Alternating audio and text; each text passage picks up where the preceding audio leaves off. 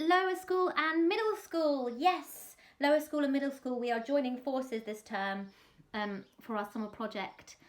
Sadly, Miss Van can't be with you. She would love to be, but she's been assigned a Year 6 bubble and so has a very full timetable. And so I'll be doing your drama for this term and your drama videos, but we're going to be doing the same thing with lower school and middle school. And keep the videos and everything coming. We always love seeing what you've got to offer and your videos of you dancing and your raps and different things you've been sending in. Keep those coming, and Miss Van and I will do our best to make sure we can keep engaging with you and commenting on your videos. Just to say that the session in which your lessons take place between 11 and 11:45, I'm going to try and be across all the 10 classes, so 5 middle school and 5 lower school. So if I don't get a chance to speak to you or answer your comment, it's not because I don't want to speak to you. It just might be because there might not be enough time and it's a little bit limited. But I'll try my best to get across what I can. And if I don't respond in that time, I'm very, very sorry. But I'll do my best. Hopefully the lessons are self-explanatory. And today we're starting our new topic, Where the Wild Things Are. So this is going to be a read-along to introduce the story. And I would like you to think about some sound effects that you can make. So get your voice instrument ready, or you might have an instrument that you want to grab that you think might be able to add some special sound effects to our story. So here it goes, Where the Wild Things Are. Some beautiful pictures and drawings in this as well. Okay, here we go. The night Max wore his wolf suit and he made mischief of one kind. There he is in his wolf suit.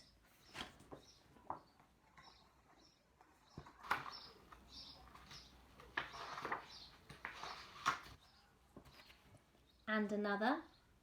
So I see a dog running away there. So you might hear the dog getting very frightened as he runs away. That very night, in Max's room, a forest grew. Take a look at that beautiful picture. A forest. Imagine if a forest grew in your room. What might you hear? You might hear a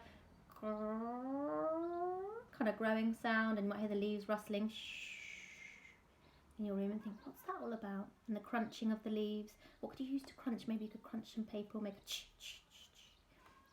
Really good. Okay. And grew. So they're getting bigger and bigger. There's more forestry growing in his room. And grew until his ceiling hung with vines and the walls became the world all around. Look at that. It's very magical. I don't know about you, but I would love it if my room looked like that.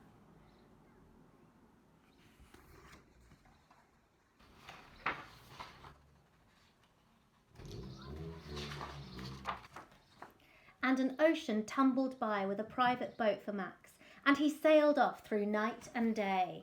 There he is sailing, so you might hear the waves.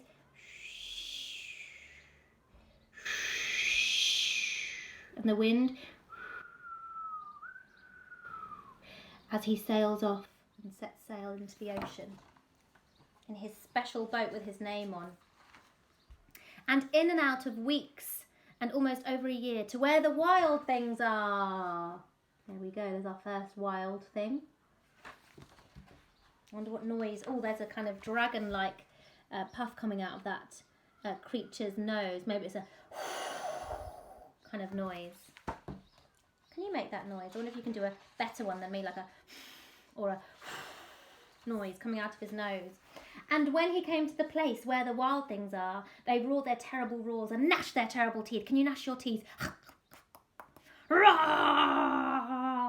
And rolled their terrible eyes and showed their terrible claws. Lots of things like the Gruffalo here, isn't there? Show me your claws, everybody. Show me your claws. Fantastic. Till Max said, "Be still! Be still, everyone. Freeze."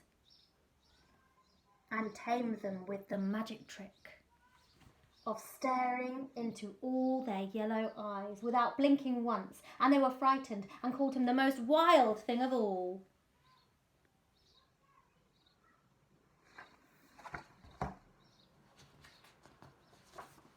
And made him king of all the wild things. Everybody put your crown on.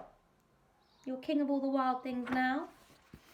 And now, cried Max, let the wild rumpus start. So on the next page is my favourite picture of the whole book, the wild rumpus. Check out the wild rumpus, isn't it amazing? Later on when we learn our dance, we're going to be part of the wild rumpus. I wonder what music might be playing. Maybe you can grab an instrument here. Maybe there's some sound effects that you think would go really nicely here, like a kind of dance sound, like a kind of tribal dance sound, or it could be some music that you want to play at this moment. You could sing a song in your class or at home that you think they're dancing to. Maybe a chant like, we are wild things, yes we are. So bring this moment to life, however you see fit, what you think might go here. Think, or close your eyes even and imagine what the music might be like. You can always do that as well. And there they are, hanging off the branches and swinging from the trees as well.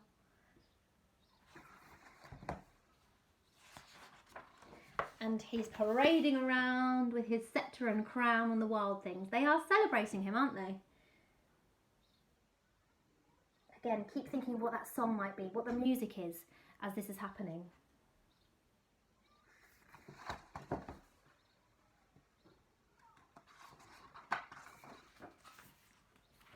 Now stop, Max said, and sent the wild things off to bed without their supper.